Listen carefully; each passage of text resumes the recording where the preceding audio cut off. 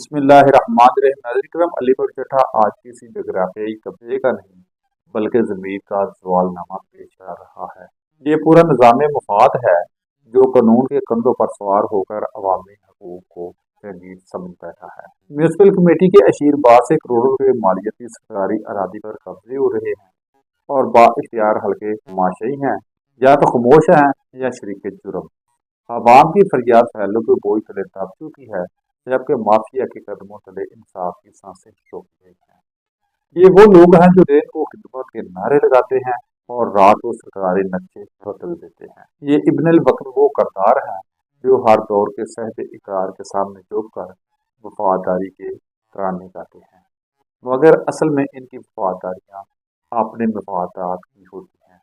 یہ وہ طبقہ ہے جن کے لیے اصول قانون صرف کتابی الفاظ ہیں۔ ان کے نزدیک اس وقت تک سب کچھ جائز ہے جب تک ان کے مفادات محفوظ ہیں۔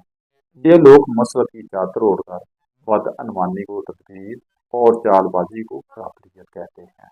عوام پوچھتی ہے، آخر کب تک یہ زمین مافیا ترقی کے نام پر تباہی بھیجتا رہے گا؟ کب تک انصاف کے علم بردار خاموشی کو دنائی کہہ کر غفلت کا جواز تراشتے رہیں گے؟ علی گڑھ چٹھا کی مٹی گواہ ہے، جب مظلوم کی آہ اٹھتی ہے اور مظلوم کے لیے قلم لکھتی ہے تو بڑے بڑے اقتدار لفظ جاتے ہیں۔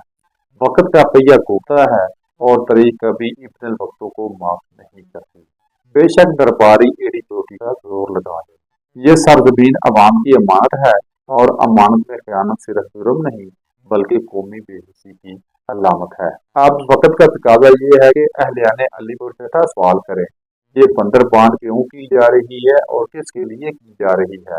با اختیار طبقے جاگے، ورنہ آنے والی نسلیں ان کے نام کو کرپشن، چاپلوسی اور ضمیر فروشی کی مثالیں دے کر لوگوں کو سنایا کریں گی۔